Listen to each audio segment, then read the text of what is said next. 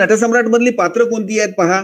एक आहे अप्पासाहेब बेलवलकर, दुसरा आहे कावेरी, त्यानंतर अप्पासाहेबाचे मुलगा आहे नंदा, त्यांची मुलगी आहे, त्यांची सून आहे शारदा, त्यांची मुलगी आहे नलू, सुधाकर जो जावई आहे त्यांचा.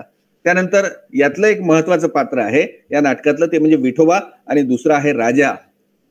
नंतरचं पात्र आहे महत्वाचं ते म्हणजे ठमी, कळवणकर, सौ कळवणकर आणि काही एक दोन इतर पात्र आहेत.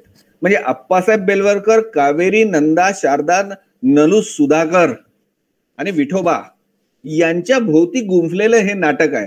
आता हे नाटक कसं आहे, नाटकाचं कथानक तुम्हाला माहिती आहे, नाटक कसं आहे आणि या नाटकात नेमकं आपण एवढे गुंततो का, आणि हे नाटक जसं आधुनिक पद्धतीचं किंवा कुठल्या प्रकारचं नाटक आहे, एक याचा एक भाग आपण पाहण्याचा प्रयत्न करू की हे नाटक तुम्ही अभ्यासलंय, याचं कथानक अभ्यासलंय.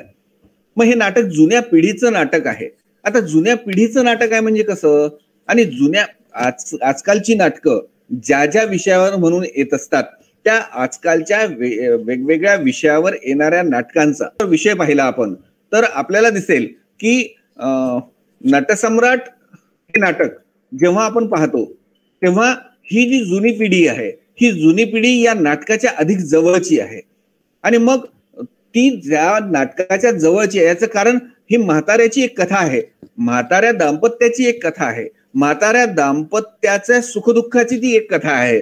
परंतु हे तर झालं म्हाताऱ्यांचं, पण आजची ही जी नवीन पिढी आहे या नवीन पिढीलाही हे नाटक जवळचं का वाटतं, याचं कारण की या नाटकाचा जो विषय आहे तो सामाजिक विषय आहे, तो तुमच्या आमच्या घरातला विषय आहे, तो ज्वलंत प्रश्न घेऊन आलेलं हे नाटक आहे. म्हणून हे तुमच्या आमच्या अगदी जवळचं वाटतं, तुमच्या आमच्या मनाला येऊन भेटणारं हे नाटक आपल्याला दिसतं. म्हणजे या नाटकांमधल्या ज्या समस्या आहेत किंवा या नाटकांमधून जे जे प्रश्न मांडलेले आहेत ते सामाजिक प्रश्न आहे. म्हणजे म्हाताऱ्याचा प्रश्न हा काही केवळ नटसम्राटाचा म्हणजे अप्पासाहेबांचा नाहीये, म्हाताऱ्याचा प्रश्न म्हणजे तो काही केवळ कावेरीचा नाहीये. म्हाताऱ्या विषयीच्या ज्या भावना आहेत, म्हाताऱ्या विषयीचा जो विचार आहे तो काही फक्त नंदा, नलू, शारदा, सुधाकर यांचा नाहीये. म्हणजे कथानकात तुम्ही पाहिलं असेल किंवा तुम्ही नाटक वाचल्यानंतर तुमच्या लक्षात आलं असेल की या चौघांमध्येही सर्वात समंजस आणि सर्वांचा विचार करणारा व्यक्ती म्हणजे सुधाकर आहे, म्हणजे अप्पासाहेबांचे जावई आहे. परंतु शेवटी त्या पिढीचं ते प्रतिनिधित्व करतात, म्हणजे नवीन पिढीचं एक प्रकारे ते प्रतिनिधित्व करतात की ज्या पिढीचे नंदा आहे किंवा नलू आहे किंवा शारदा आहे त्याच पिढीचं प्रतिनिधित्व सुधारकाकडे येतोय.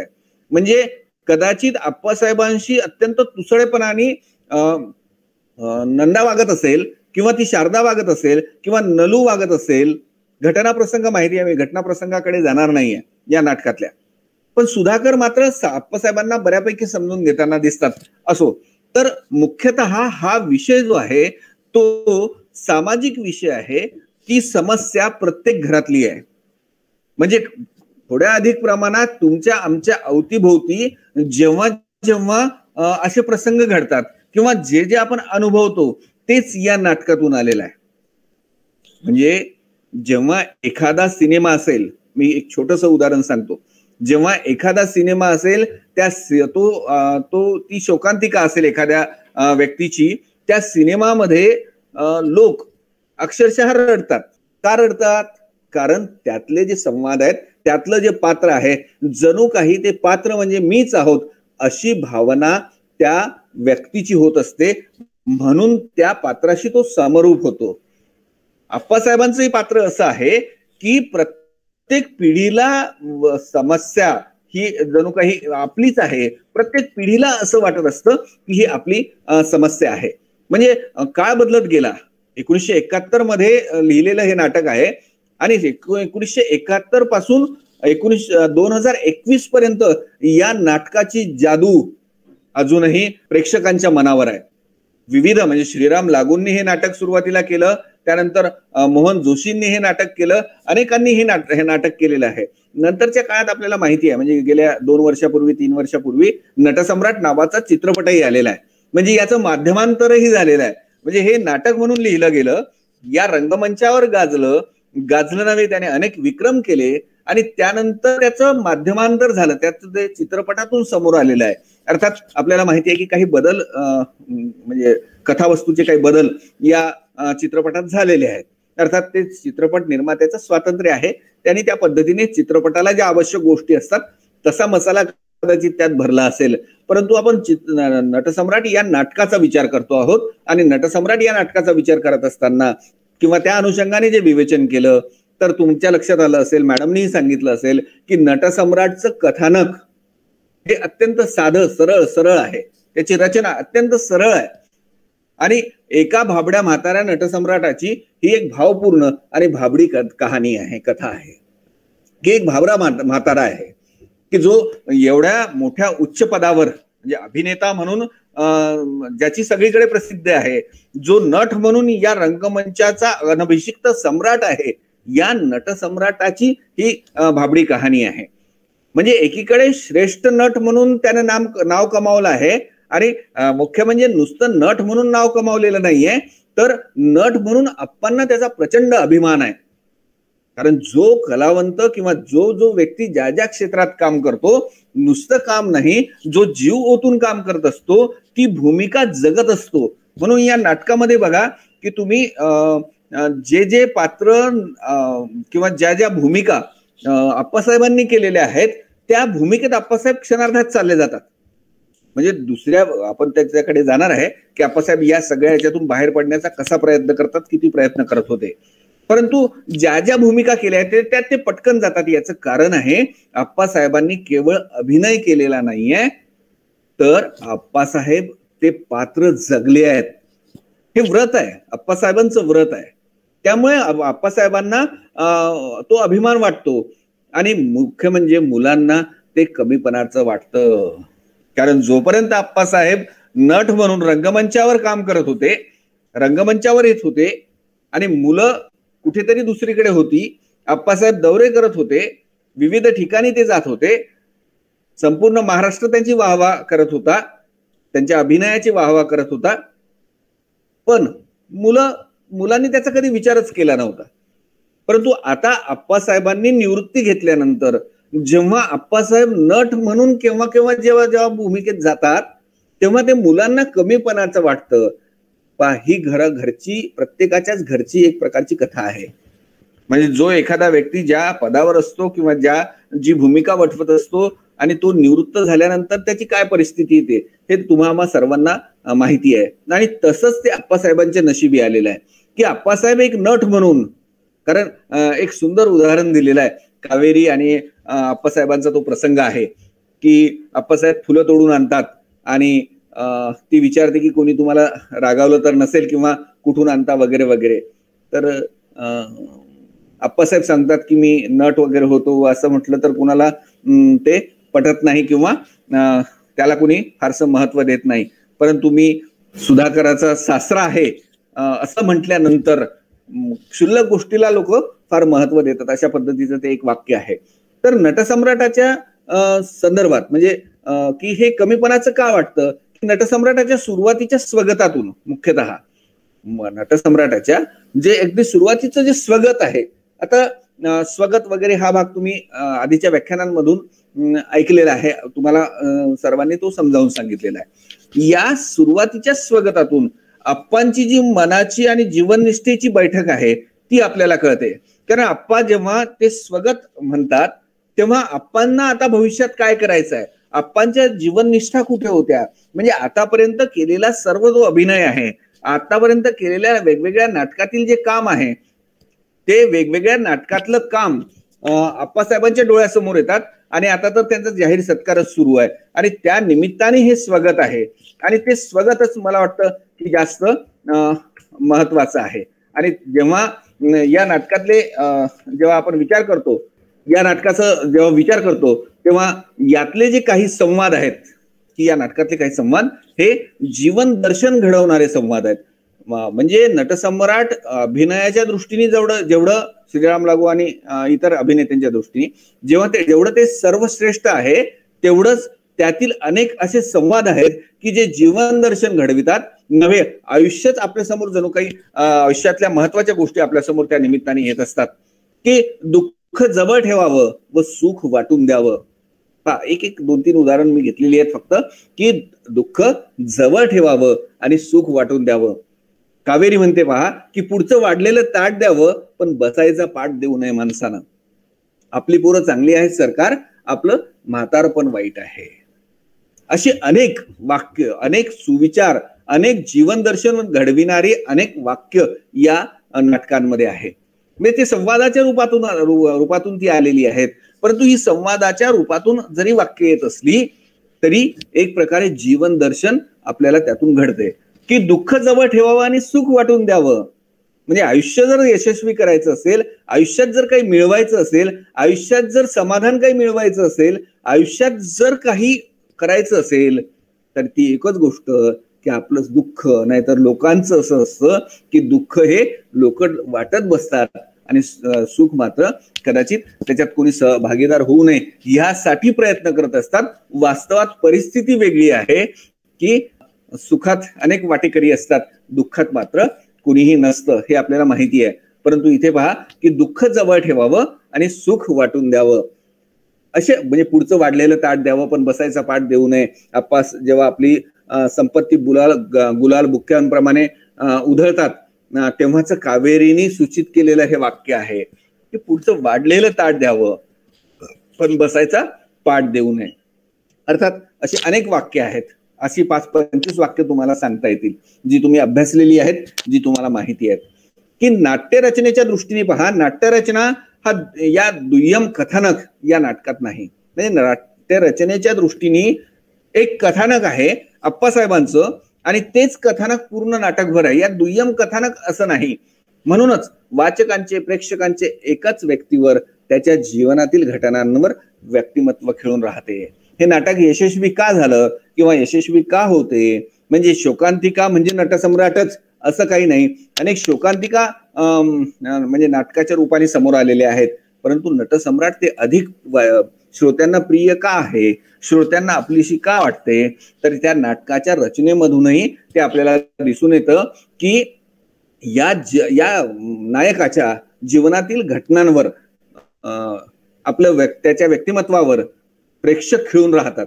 की अप्पासाहेब म्हणजे पूर्ण नाटकभर पहा, सुरुवातीपासून जेव्हा स्वगत सुरू होतं तेव्हापासून शेवटपर्यंत, म्हणजे अप्पासाहेब जेव्हा कोसळतात तिथपर्यंत फक्त अप्पासाहेब आपल्या डोक्यात असतात. म्हणजे येणारी पात्र ती आपल्या सोबत येत असतात, परंतु अप्पासाहेबांचं सुख, अप्पासाहेबांचं दुःख, अप्पासाहेबांच्या जीवनात घडलेले प्रसंग, अप्पासाहेबांना मुलाच्या घरातून बाहेर पडणं किंवा अप्पासाहेबांचं रेल्वे स्टेशनवरचा तो प्रसंग किंवा मुलीच्या घरी आउट हाऊस मध्ये जाणं आणि घर सोडून निघून जाणं, अशा अनेक घटना आहेत. परंतु केंद्रस्थानी अप्पा आहे.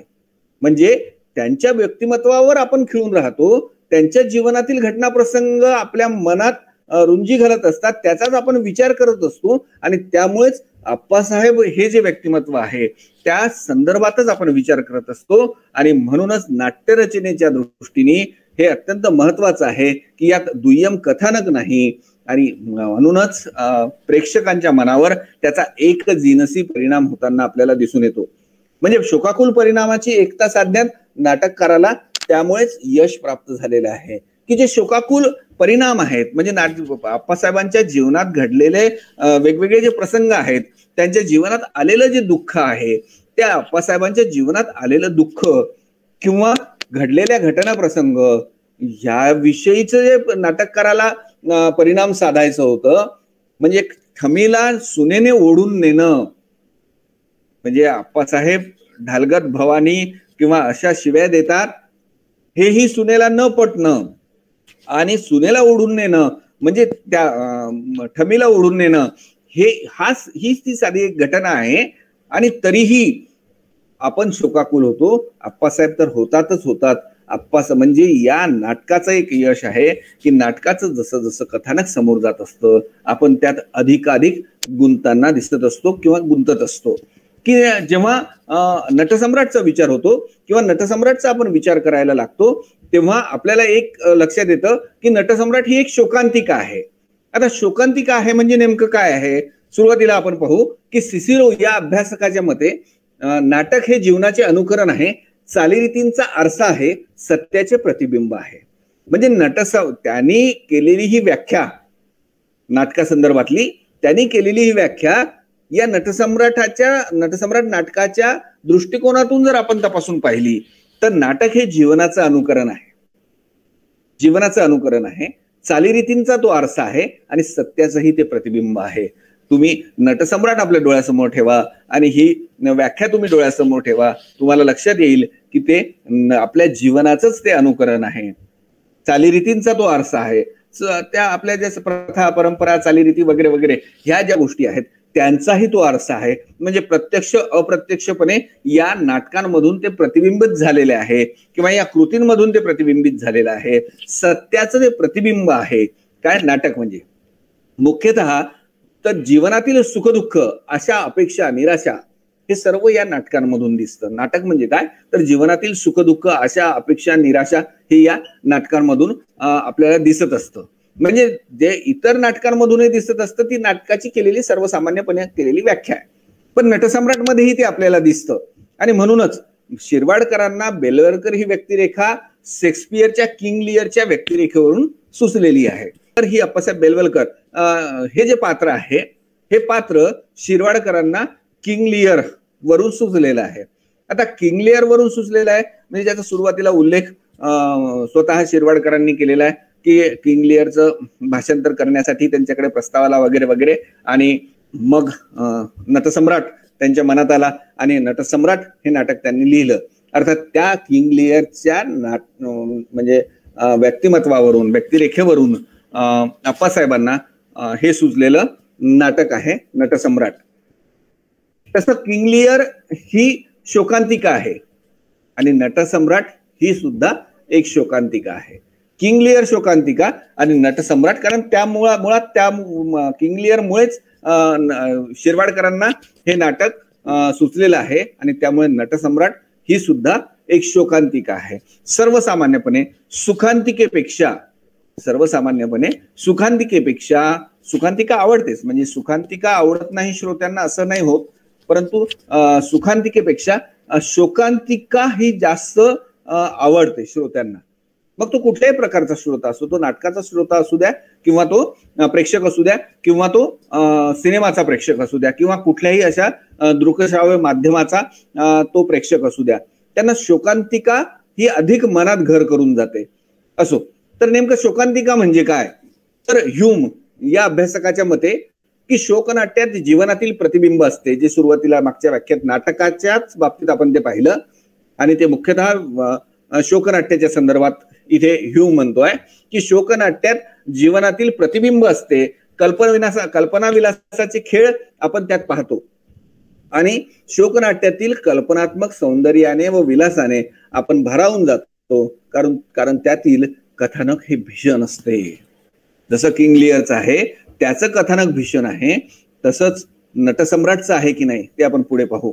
राफेल काय म्हणतो, निष्पाप लोकांना भोगाव्या लागणाऱ्या दुःखातून शोकनाट्याची तीव्रता निर्माण होते. नटसम्राट सारखा एखादा अभिनेता नट त्याला भोगाव्या लागणाऱ्या दुःखातून ही शोकनाट्याची निर्मिती होते किंवा त्याची तीव्रता निर्माण होते. म्हणजे अप्पासाहेबांनी जो त्याग केलाय, अप्पासाहेबांनी जो रंगमंच गाजवलाय, अप्पासाहेबांनी जी आपली संपत्ती गुलालबुक्क्यांप्रमाणे उधळली आहे, ती अप्पासाहेबांनी गुलालबुक्क्याप्रमाणे उधळलेली संपत्ती आणि आता त्यांना मुलाच्या घरातून बाहेर पडावं लागते. मुलगा समजून घेत नाही, सून समजून घेत नाही, त्यामुळे मुलगी समजून घेत नाही, जावई फारसा विचार करत नाही आणि रस्त्यावरचा बूट पॉलिश करणारा राजा, तो राजाच त्याला आधार देतो, अर्थात या नटसम्राटाला देतो. तर त्याचं जे शोकनाट्य आहे त्याची जी तीव्रता आहे ती त्यातून निर्माण होते. हा झाला ढोबळमानाने आशय या नटसम्राटाचा, कारण कथानक वेगळा आणि आशय वेगळा. तर ढोबळमानाने आशय झाला, परंतु हे या शोकांतिका जी आहे ती शोकांतिका नेमकी कोणाकोणाची आहे. नटसम्राटाची शोकांतिका आहे की ती म्हाताऱ्याची शोकांतिका आहे. ती नटसम्राटाची असेल तर ती म्हाताऱ्याची नाही का, आणि म्हातारा आणि नटसम्राटाची असेल तर ती कावेरीची नाही का. म्हणजे नटसम्राट ही अप्पांची म्हणजे म्हाताऱ्याची शोकांतिका आहे की कावेरीची आहे. आपण दोन्ही तिन्ही मुद्द्यांचा आपण टप्प्याटप्प्याने विचार करत जाऊ की कावेरीची ही शोकांतिका आहे. तसं म्हटलं तर नटसम्राटांनी ज्या ज्या काही घटना आहेत, जे काही प्रसंग आहेत किंवा त्यांचं जे काही जीवन आहे ते त्यांनी निवडलेलं आहे, ते त्यांनी भोगलेलं आहे, त्यांनी ते ज्या ज्या काही समस्या निर्माण होतात त्या कदाचित थोड्याफार अंशी त्या त्यांच्यामुळेही होतात. दुसरी बाजू अशी आहे की इथे कावेरी आहे आणि ही कावेरी म्हणजेच सिंधूची एक सिंधू सारखीच एक स्त्री आहे. म्हणजे एकच प्यालामधली जी सिंधू आहे, भोग म्हणजे शोषिक आहे, तशीच शोषिक ही कावेरी आहे. म्हणून या कावेरीच्या संदर्भात विचार आपण करू की कावेरीची शोकांतिका ठरू शकते का?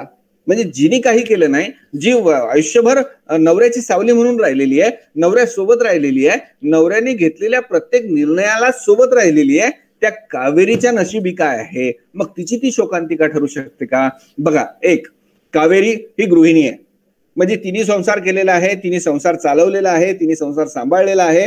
आप्पासाहेब घराबाहेर असताना मुलांना तिने वाढवलेला आहे, संसारात उभं केलेलं आहे. आणि मुख्यतः स्त्रीमध्ये जो एक दृढपणा असतो, ती स्त्रीमध्ये जे एक गांभीर्य असतं आपल्याविषयीचं, आपल्या संसाराविषयीचं, ते कावेरीमध्ये असलेलं आपल्याला दिसून येतं. आणि मुख्यतः जीवनाविषयीची अत्यंत व्यावहारिक भूमिका या सरकारची म्हणजे कावेरीची आहे की माणसाने वाढलेलं समोरचं ताट द्यावं पण बसायचा पाठ देऊ नये, हे महत्वाचं आहे त्यातलं. कावेरीच्या प्रत्येक कावेरी जेव्हा जेव्हा रंगमंचावर येते तेव्हा आप्पासाहेबांना विविध माध्यमातून किंवा विविध प्रकारे कुठेतरी त्यांना समजावण्याचा प्रयत्न करत असते की आप्पासाहेब आणि कावेरी, म्हणजे आपण म्हणतो की आप्पासाहेबांची ही शोकांतिका आहे, परंतु तेवढीच ती कावेरीची शोकांतिका आहे. कारण आप्पासाहेबांसारखीच अवस्था ही कावेरीची झालेली आपल्याला दिसून येते. परंतु कावेरीत एक आप्पासाहेबांनी कावेरी या दोघांच्या व्यक्तिमत्वाची जर तुलना केली तर कावेरीमध्ये उपजत शहाणपण आहे. म्हणजे प्रसंग कसा आहे, घटना काय आहेत त्याविषयीचं आकलन ती पटकन करते. आप्पासाहेब मात्र तसं करू शकत नाही. बरेचदा असं होतं की आप्पासाहेबांना ते उमजतं पण ते व्यवहारात ते व्यक्त करू शकत नाहीत, आणि म्हणून की ते उपजत शहाणपण तिच्यात आहे. आणि अनेक प्रसंगांमध्ये ते आपल्याला दिसून येतं. मुख्यतः ती अनेक प्रसंग पाहते, ओळखते, सोसते, न बोलताच करायची ते करते. कावेरीच्या व्यक्तिमत्वाचं हे एक वैशिष्ट्य आहे की ते ती पाहते, सगळं सोसते, न बोलताच जे करायचं ते करते. म्हणजे यातला एक सांगतो की जेव्हा त्यांच्या मुलाकडे म्हणजे नंदाकडे जेव्हा त्यांचा अपमान होतो, सून त्यांचा अपमान करते, तेव्हा घराच्या बाहेर पडायचं आहे, आपण निघून जायचंय या घरातून, हा निर्णय आप्पासाहेबांचा नसतो, तो कावेरीचा असतो आणि ती त्यांना घेऊन घराच्या बाहेर पडते. मग जे संकट कावेरी पचू शकते, हे सगळं हे निर्णय कावेरी घेते, आप्पासाहेबांना घेऊन बाहेर पडते. परंतु जे संकट कावेरी पचवू शकते ते आप्पासाहेब पचवू शकत नाही. आप्पासाहेब सैरभैर होतात. म्हणजे जेव्हा जेव्हा म्हणून संकट येतात तेव्हा आप्पासाहेब सैरभैर होतात.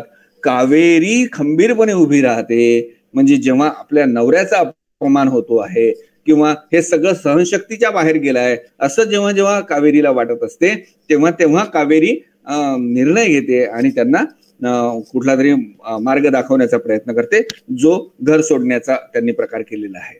मग ते घर सोडत म्हणजे जिथे आपल्याला मान नाही, जिथे माझ्या नवऱ्याला मान नाही, स्वतःसाठी नाही नवऱ्यासाठी, जिथे माझ्या नवऱ्याचा अपमान होतो किंवा माझ्या नवऱ्याला कुणीही ज्या ठिकाणी विचारत नाही तिथून बाहेर पडायचं आहे. मग दुसरीकडे आपल्याला एक दिसेल की कावेरीचं जे व्यक्तिमत्व आहे ते कावेरीचं व्यक्तिमत्व हे शोकांतिका तिची व्हावी असं नाहीये. म्हणजे ज्याला त्या व्याख्येत शोकांतिकेच्या व्याख्येत बसवता येईल असं कावेरीचं व्यक्तिमत्व नाही. तिच्या जीवनात तुमचा कॅमेरा ऑफ आहे सर. तेच मला दिसत नाहीये. मी आता झाला सर सुरू झालाय. हो बरं ठीक आहे. नाही मला पूर्ण स्क्रीन दिसतोय तो पीपीटीचा, कॅमेरा मला दिसतच नव्हता, पण म्हटलं आता ते सुरू झालेलं आहे तर कंटिन्यू करावं. तर शोकांतिका व्हावी असं कावेरीचं वागणं निश्चितपणेच नाही. म्हणजे आप्पासाहेबांचं ते आहे. आप्पासाहेब उद्ध्वस्त होतात. जे जे घटना प्रसंग आहेत त्या घटना प्रसंगांच्या वेळी ते कावरे बावरे होतात, ते भ्रमिष्ठ होतात किंवा तसे ते वागायला लागतात. आणि कावेरी मात्र खंबीरपणे ती उभी असते, आलेल्या प्रसंगाला तोंड देण्याचा ती प्रयत्न करत असते. आता आलेल्या प्रसंगांना ती तोंड देते, त्यातून मार्ग काढते. म्हणून कावेरीचं वागणं हे शोकांतिकेसारखं, तिची शोकांतिके व्हावी असं ते निश्चितपणेच नाही. तिने जे काही निर्णय घेतलेले आहेत ते पतीच्या प्रतिष्ठेसाठी म्हणून निर्णय घेतलेले आहेत आणि पतीच्या प्रतिष्ठेसाठी ते निर्णय घेतले. मग तिची शोकांतिका होऊ शकते की नाही बघूया आपण. आप्पांची सावली म्हणून ती जगली आणि त्यामुळे तिच्या आयुष्यात ही दुःख आलेली आहेत. आता आप्पांची सावली म्हणून ती जगली आणि तिच्या आयुष्यात ती दुःख आली, म्हणजे आप्पांच्या आयुष्यात जी दुःख आली किंवा तशाच प्रकारची दुःख तिच्या आयुष्यात आली आणि ती आली ती सावली म्हणून जगल्यामुळे. म्हणजे एक स्त्रीचा जर विचार केला तर आपल्याला दिसेल की तिच्यावर बऱ्यापैकी अन्याय झालेला आहे. अर्थात आजच्या दृष्टिकोनातून आपण असं म्हणू शकतो, हे असं म्हणणं एक प्रकारे चूक आहे, कारण तिच्यावर तसा अन्याय झालेला नाहीये. म्हणजे कावेरीवर हे आजच्या दृष्टिकोनातून आपल्याला दिसेल की तिच्यावर, म्हणजे आता समीक्षक किंवा कोणी विचार करेल या नाटकाचा किंवा कावेरीचा तर त्याचा तसा तो विचार करू शकतो.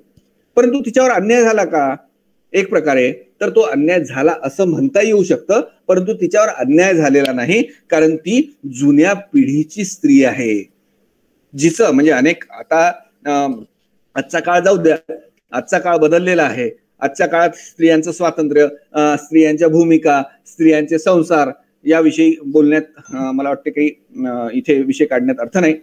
महत्वाचा भाग असा आहे की जुन्या काळातल्या ज्या स्त्रिया होत्या की स्त्रीचा जन्म हा पुरुषांसाठी आहे किंवा स्त्रियांचा असं का व्हावं किंवा स्त्रियांना एकंदरीतच आपण पतीसाठीच आहोत आणि या संसारासाठीच आहोत, आपल्या मुलाबाळांसाठीच आहोत.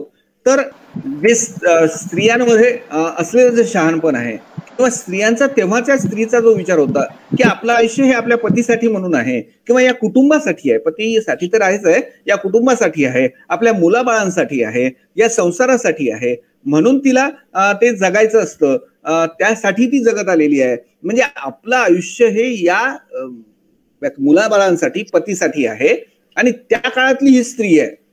म्हणजे एक प्रकारे कावेरीवर जरी अन्याय झाला असं म्हटलं तरी त्याचं तिला दुःख नाहीये, कारण ती सावली म्हणूनच जगत आलेली आहे.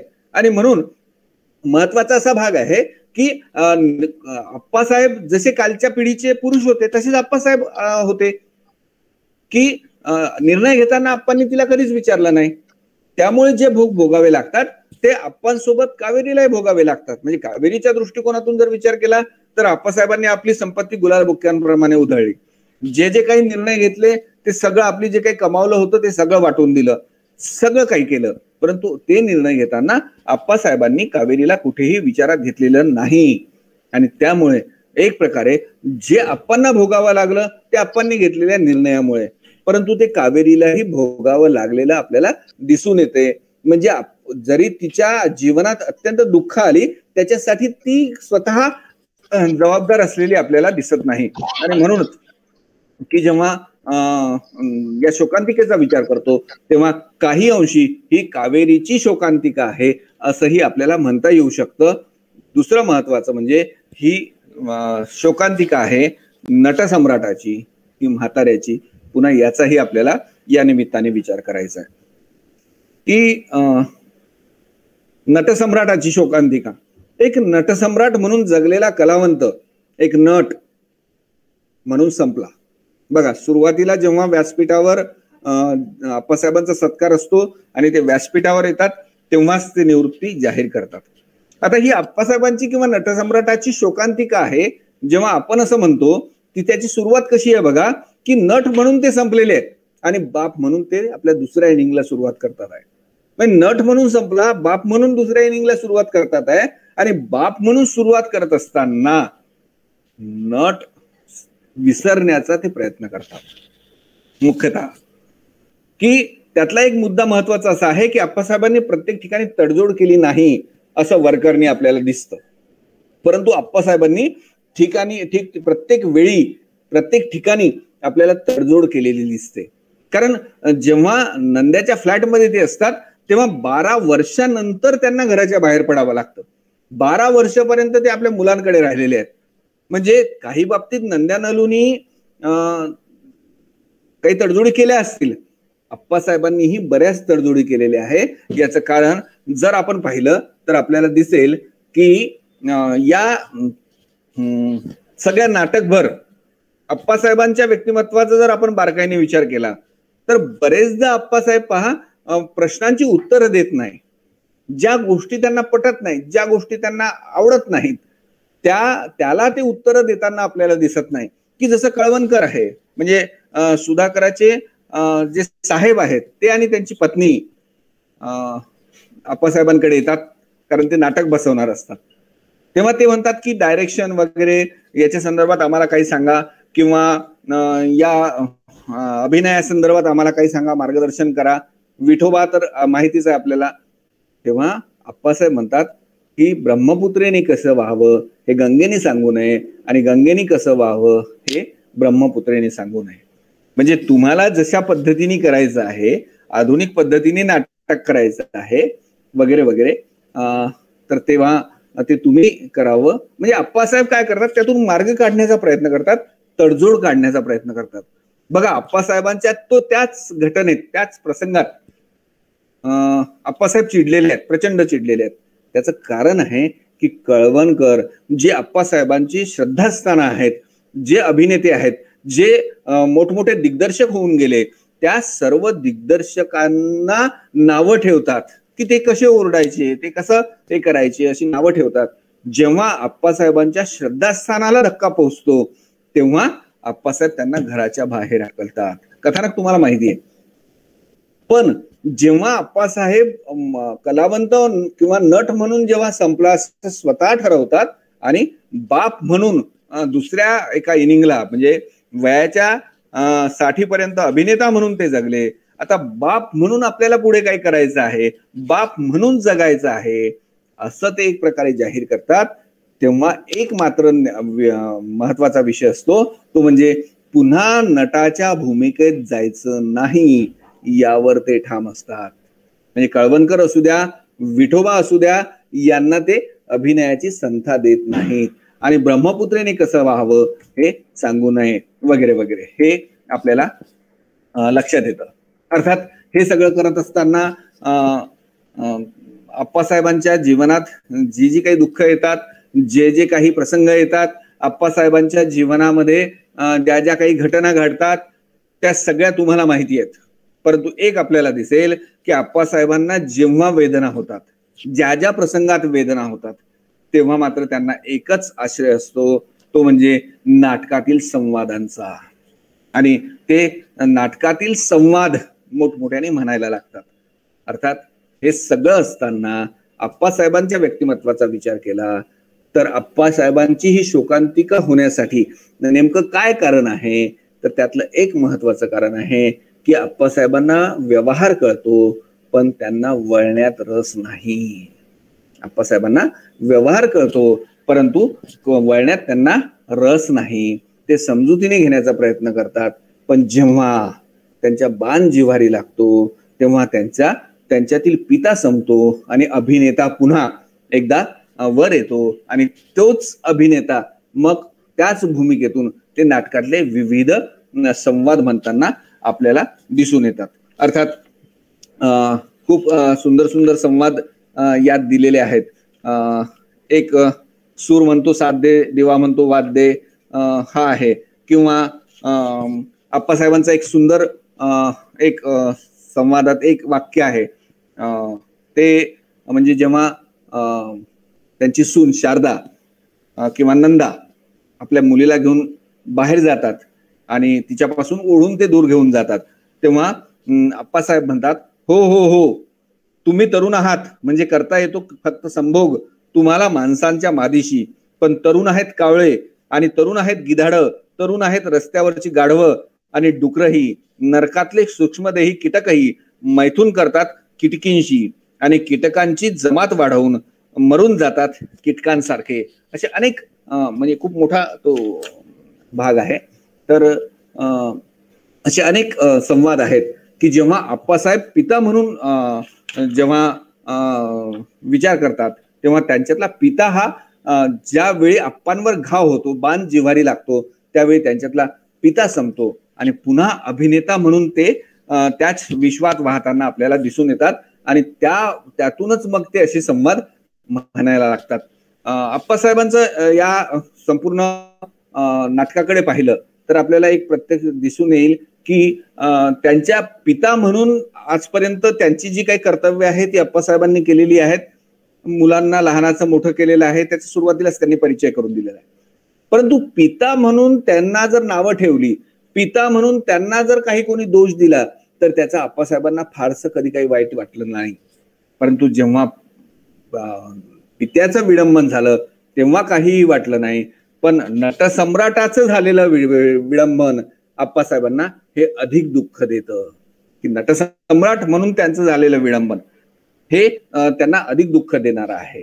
म्हणजे म्हातारा पिता आणि नटसम्राट यापैकी कोणतीच भूमिका त्यांची उरत नाही. आणि महत्वाचा भाग म्हणजे ही शोकांतिका म्हटलं तर एका म्हाताऱ्याची आहे, कारण ती प्रत्येक घराघरात आहे आणि बहुतेक म्हाताऱ्यांच्या जीवनात हे थोड्या अधिक प्रमाणात असं घडताना आपल्याला दिसून येतं. ही शोकांतिका कशी आहे बघा. जेव्हा म्हाताऱ्याची शोकांतिका म्हटली तर सुरुवातीपासून घडलेले प्रसंग म्हणजे आप्पासाहेब जेव्हा व्यासपीठावर येतात, आप्पासाहेब जेव्हा व्यासपीठावर येऊन पुढे जाताना आपल्याला दिसतात, पुढचं सगळं आयुष्यक्रम आपल्या समोर आहे. त्यात एक पिता म्हणून जर विचार केला तर त्या पित्याची म्हाताऱ्याची आपल्याला ही शोकांतिका आहे. म्हणजे मुलांनी किंवा सुनेनी किंवा मुलींनी जावयांनी घराबाहेर काढावा लागणं हा काही फक्त नटसम्राटाच्या आयुष्यातला प्रसंग नाहीये, तो सर्वसामान्य म्हाताऱ्याच्या जीवनातही घडू शकणारा असा प्रसंग आहे. पण तो नटसम्राटाचे आहे हे त्यातलं महत्वाचं आहे. म्हणजे ज्याला समाज मान देतो, ज्याला कीर्ती आहे, त्याच्याही आयुष्यात असेच प्रसंग घडलेले आहेत. तेव्हा ही म्हाताऱ्याची शोकांतिका आहे असं थोड्या अधिक प्रमाणात हे आपल्याला दिसून येतं. मग नटसम्राटाची शोकांतिका आहे म्हणून जर आपण विचार केला तर काय दिसतं आपल्याला की नाट्य क्षेत्रात नावाजलेल्या एका कलावंताची ही दारुण अवस्था पाहता त्याच्या नशिबी आलेले हे घटना प्रसंग, ही शोकांतिका नटसम्राटाची आहे. की नाट्य क्षेत्रात म्हणजे आप्पासाहेब वेगळे आणि एक म्हातारा वेगळा, म्हणजे नटसम्राट वेगळा आणि म्हातारा वेगळा. जेव्हा असं करून पाहू तेव्हा ती म्हाताऱ्याची शोकांतिका आहे, कारण ती कुठल्याही व्यक्तीच्या संदर्भात घडू शकते. ती सामान्य घटना आहे. एक प्रकारे समाजात ह्या गोष्टी, अशा प्रकारच्या गोष्टी होतच असतात, घडतच असतात. मग असं घडत असतं म्हणजे शोकांतिका होते का? नाही, ती होत असेलही, परंतु त्यांच्या जीवनात एवढ्या प्रभावीपणे, एवढे तीव्रतेने असे घटना प्रसंग घडले नसतील.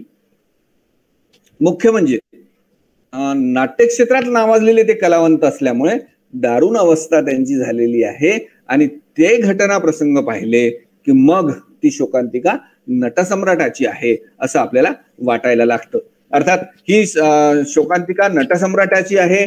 आणि नटसम्राटाची का आहे तर आपल्याला लक्षात येईल की हा नटसम्राट या अभिनय क्षेत्रातला एक सम्राट की ज्यांनी रंगमंच गाजवलाय, ज्यांच्यासाठी म्हणून म्हणजे शेवटच्या प्रसंगांमधून येतं की कोणीतरी एक खरमुरेखात एक हे असतो, प्रेक्षक असतो आणि तो आप्पासाहेबांच्या अभिनयाची स्तुती करायला लागतो. अर्थात त्याला हे माहिती नसतं की हेच आप्पासाहेब बेलवलकर आहेत की ज्यांनी हा रंगमंच गाजवलाय. तर तेव्हा त्यांना ते बरं वाटतं की अरे कोणीतरी आहे.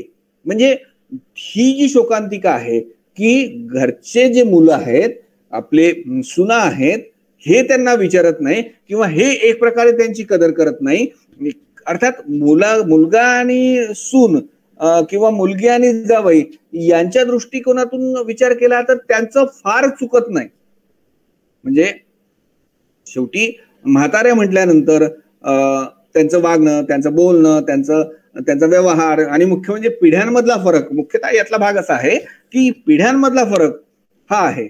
म्हणजे काल आप्पासाहेब ज्या व्यवस्थेत राहत होते किंवा ज्या ठिकाणी राहत होते, ज्या संस्कृतीत राहत होते, आता संस्कृती बदलली आहे. म्हणजे फ्लॅट मध्ये ते आलेले आहेत. म्हणजे आता ते फ्लॅट संस्कृतीत गेलेले आहे. आपण आणि आपलं कुटुंब एवढ्या पुरतं मर्यादित आहे. आप्पासाहेब तरीही सुरुवातीला मी म्हटलं की आप्पासाहेब बऱ्याच ठिकाणी तडजोड करतात नव्हे, अनेकदा प्रयत्न त्यांनी केलेला आहे. तर आप्पासाहेब 12 वर्ष तिथे राहिलेले आहे. आप्पासाहेब असेच एककल्ली, असेच केव्हाही आतताई होणारे जर असते तर आपल्या मुलाकडे ते 12 वर्षापर्यंत राहू शकले नसते. म्हणून 12 वर्षपर्यंत ते राहिलेले आहेत. परंतु जेव्हा अतिरेक होतो तेव्हा कावेरी त्यांना घराबाहेर पडायला सांगते आणि दोघेही घराबाहेर पडलेले आपल्याला दिसतात. मग ती म्हाताऱ्याची शोकांतिका म्हणता येईल, परंतु ती म्हाताऱ्यापेक्षा ती नटसम्राटाची शोकांतिका आहे. कारण त्यांच्या जीवनात घडलेले प्रसंग, त्यांच्या आयुष्यात आलेल्या ज्या काही घटना आहेत त्या घटनांनी आपल्याला एक प्रकारे सूचित केलेलं आहे की नटसम्राट म्हणून त्यांचं जे एक नाव होतं, त्यांची जी कीर्ती होती ती आता राहिलेली नाही किंवा नवीन पिढी त्यांना त्या पद्धतीने ओळखतही नाही किंवा या नंतरच्या पिढीला या जुन्या पिढीविषयी फारसं देणं घेणं नाही. आणि म्हणून या क्षेत्रात नावाजलेला हा व्यक्ती, ज्याची ती दारुण अवस्था पाहता, कुणी घर देता का घर, to be or not to be, that is the question. कुणी घर देता का घर, किंवा या जगावं की मरावं हा एकच सवाल आहे. या दुनियेच्या उकिरड्यावर खरकट्या पत्रावळीचा तुकडा होऊन जगावं बेशरम लाचार आनंदानं की फेकून द्यावं हे देहाचं लक्तर. त्यात गुंडाळ्या जाणीवेच्या यातनेसह मृत्यूच्या काळाशार डोहामध्ये आणि करावा सर्वांचा शेवट एकाच प्रहारानं. आप्पासाहेबांची जी भूमिका आहे, मनोभूमिका आहे, आप्पासाहेबांच्या जे नशिबी आलेले आहे त्यातून ते हे सगळं व्यक्त करतात. आणि म्हणूनच त्यांच्या जीवनात आलेले जे काही घटना प्रसंग आहेत, त्यांच्या नशिबी जे घटना प्रसंग आलेले आहेत, त्यातूनच ही शोकांतिका नटसम्राटाची होते. म्हणजे काही अंशी ती कावेरीची निश्चितपणेच आहे, ती म्हाताऱ्याची तर आहेच एक प्रकारे. मग तुम्ही म्हणाल की याची आहे, त्याची आहे, त्याची आहे, तर नेमकी कुणाची? कारण ती कावेरीची काही अंशात आहेच आहे, परंतु ती म्हाताऱ्याची शोकांतिका आहे असं म्हणता येऊ शकतं. पण ती खऱ्या अर्थाने जेव्हा नटसम्राटचा आपण विचार करायला लागतो तर ती नटसम्राटची शोकांतिका आहे. कारण नटसम्राटाच्या आयुष्यात घडलेल्या ह्या घटना गोष्टी आहेत. त्या म्हाताऱ्याच्या असत्या तर त्या अशा अनेक म्हाताऱ्यांच्या असत्या आणि त्या म्हाताऱ्यांच्या जीवनात ह्या घटना प्रसंग येणारच आहेत, येतच राहतात, असं होऊन गेलेलं आहे. म्हणून तो नाटकाचा विषय असू शकत नाही किंवा होऊ शकत नाही किंवा तेवढ्या प्रभावीपणे तो मांडला जाऊ शकत नाही. हा नटसम्राटच्या जीवनात घडलेल्या सगळ्या घटना आहेत, एका कलावंताच्या जीवनात घडलेल्या सगळ्या घटना प्रसंग आहेत. आणि त्यामुळे त्याच्या आयुष्याची कशी धुळधाण होते, त्याच्या आयुष्याचं कशा पद्धतीने त्याच्या चढ उतार येतात, त्याच्या आयुष्यात कशा घडामोडी घडतात, ह्या सगळ्या गोष्टी आपल्याला यातून दिसून येतात. मुख्य म्हणजे तिसरा जो टप्पा आहे, बरेच वेळ याच्यावर बोलता येईल, परंतु बऱ्यापैकी वेळ झालेला आहे, त्यामुळे आता मी थोडक्यात घेतो की शैली हे मानवी व्यवहारांना आल्हाददायक रूप देणारं तत्व आहे. की शैली विचार जो आहे ना या नाटकाच्या संदर्भातला, तो आपल्याला पाहायचा आहे. त्याचा एक उझरता आढावा आपण घेऊ की एखाद्या द्रव्याला विशिष्ट माध्यमाद्वारे विशिष्ट रूपामध्ये प्रकट करण्याकरता वापरल्या जाणाऱ्या तंत्र समुच्चयाची पद्धती म्हणजे शैली. आणि जेव्हा या शैलीचा म्हणजे एखाद्या द्रव्याला विशिष्ट माध्यमाद्वारे विशिष्ट रूपामध्ये प्रकट करण्यासाठी वापरले जाणारी शैली पद्धती म्हणजे शैली. की साहित्यकृतीचा आशय, माध्यम आणि रूप ही शैलीची 3 परिणामे आहेत. की काय? की साहित्यकृतीचा आशय महत्वाचा, आशय, माध्यम आणि रूप. म्हणजे त्याचा नेमका काय आशय आहे, त्यासाठीचं माध्यम कोणतं आहे आणि त्याचं रूप काय आहे, या विषयीचं जे परिणाम आहे ते शैलीच्या यातून प्रकट होताना आपल्याला दिसून येते. मग म्हणूनच मी आता थोडक्यात तुम्हाला फक्त काही मुद्द्यांचा, जे महत्वाचे मुद्दे आहेत त्याचं स्पष्टीकरण करत आपण पुढे जाऊ. की शोकात्मक नाटकाची भाषा ही काव्यात्मक असते. महत्वाचा भाग जी नटसम्राटाची आहे काव्यात्मक भाषा आहे. शिरवाडकरांची भाषा अत्यंत काव्यात्मक आहे.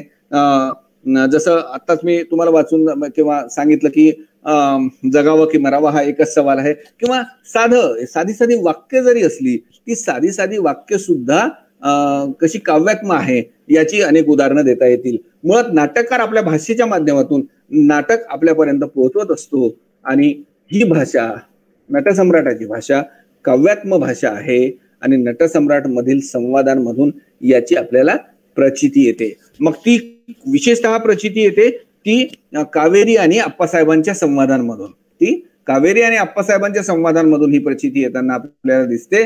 आणि हे जे नटसम्राट मधील संवाद आहेत ते काव्यात्मक भाषेने नटलेले वातावरण निर्मितीला पूरक आहेत. त्याची अनेक उदाहरणं देता येतील, परंतु मी उदाहरणं आता या ठिकाणी टाळतो. फक्त मुद्दे तुमच्या लक्षात यावेत म्हणून ते तुमच्या समोर मांडतो, कारण बराच वेळ झालेला आहे. की एक मात्र नटसम्राट मधील स्वगतातून याची सगळी जाणीव होते आपल्याला, परंतु एक मात्र आपल्याला निश्चितपणेच म्हणता येईल की नटसम्राट मध्ये सुरुवातीचं स्वगत असेल किंवा नंतरची काही ही मोठी स्वगत आहेत, खूप मोठी स्वगत आहेत आणि त्यामुळे ती कंटाळवाणी होतात. तरीही त्यातील काव्यात्माचा आपल्याला आकर्षित करीत असते. ती कंटाळवाणी होतात बरेचदा, कारण इतकं मोठं ते स्वगताडीजळीच पानांचं की ते प्रेक्षकांना थोडस ऐकताना जड जातं, वाचकांना ते ऐकतानाही थोडस त्याचा कंटाळा येतो. परंतु म्हणूनच की यात जेवढा लेखकाचा वाटा आहे तेवढाच तो अभिनेत्याचा आहे. जेव्हा स्वगताचा विचार आपण करतो तेव्हा तेवढाच लेखकाचा जेवढा वाटा आहे, म्हणजे त्याचे शब्द, त्याची काव्यात्मकता, त्याची शब्द सामर्थ्य, ह्या सगळ्या गोष्टींची जाणीव होत असताना अभिनेत्याचाही तिथे महत्वाचा भाग आहे. की डॉक्टर श्रीराम लागून सारखा अभिनेता ज्यांनी नटसम्राट घडवला, एक प्रकारे लोकांपर्यंत पोहोचवला, त्यांनी ती स्वगत म्हणणं हा सगळ्यात महत्वाचा भाग आहे आणि त्याच्यामुळेच ती स्वगत लोकांपर्यंत पोहोचलेली आपल्याला दिसून येतात. मग ते कोणी घर देता का घर असेल किंवा जगावं की मरावं हा एकच सवाल आहे हे असेल, परंतु त्यातलं आपल्याला दिसतं की लेखकाचा तर फार मोठा वाटा आहेच, परंतु अभिनेत्याचंही यात महत्वाचं योगदान आहे. परंतु शैलीच्या दृष्टीने विचार केला तर अत्यंत काव्यात्मक शैली आणि त्यातलं एक एक वाक्य पाठ करून म्हणावं आयुष्यात वेगवेगळ्या प्रसंगी असं आहे. तर या नाटकातील संवादातून दैदिप्यमान प्रतिभावंताचा कल्पनाविलास आपल्याला पदोपदी जाणवताना दिसतो. अर्थात हा कल्पनाविलास मग ती नटसम्राटाचे जे काही संवाद आहेत ते संवाद प्रभावी असल्याने बरेचदा काय होतं की अनेकदा असं असतं की नुसतेच संवाद आहेत किंवा प्रभावी संवाद आहेत, असं सुंदर भाषा आहे म्हणजेच नाटक यशस्वी होतं असं नाही. त्याला त्या संवादांना तशी कथावस्तू लागते, तेवढीच तोला मोलाची ती लागते. आणि नटसम्राट मध्ये हे सगळं जुळून आलेलं आहे की नटसम्राट कथावस्तू ही तेवढीच भक्कम आहे आणि त्यातील संवादही त्याच तोडीचे आहेत. आणि म्हणूनच नटसम्राट हे नाटक तुमच्या आमच्या सगळ्या एकूणच जीवनामध्ये किंवा नाट्य इतिहासामध्ये आपल्याला महत्वाचं असलेलं आपल्याला दिसतं. अर्थात त्यात अनेक भाग आहेत, संघर्ष आहे, ह्या सगळ्या गोष्टी आहेत. शिरवाडकरांच्या भाषेमुळे ते नाटक आपल्या मनाला भिडताना दिसते. त्यांच्या प्रभावी संवादांमुळे आपण त्या नाटकाकडे आकर्षित होतो. ते संवाद श्रोते म्हणायला लागतात. आणि नेमकं नटसम्राट हे आपल्याला आवडतं का, तर तुमच्या आमच्या जीवनाची, जुन्या पिढीची आणि नवीन पिढीचीही, या दोन्ही पिढीचं हे नाटक प्रतिनिधित्व करतं. त्यांचं हृदगत या नाटकातून मांडण्याचा एक प्रकारचा प्रयत्न आहे, दोन्ही भूमिका मांडण्याचा प्रयत्न आहे. आणि एक या रंगभूमीचा अनभिषिक्त सम्राट जो आहे, तो अनभिषिक्त सम्राट त्याची कशी दारुण अवस्था होते, त्याच्या नशिबी कसं दुःख येतं आणि त्याला नेमकी कोणती दुःख भोगावी लागतात, जी सर्वसामान्यांची दुःख आहेत तीच एखाद्या मोठ्या अभिनेत्याची, नटाचीही आहेत. आणि त्यामुळेच त्याची ती शोकांतिका होताना आपल्याला दिसून येते.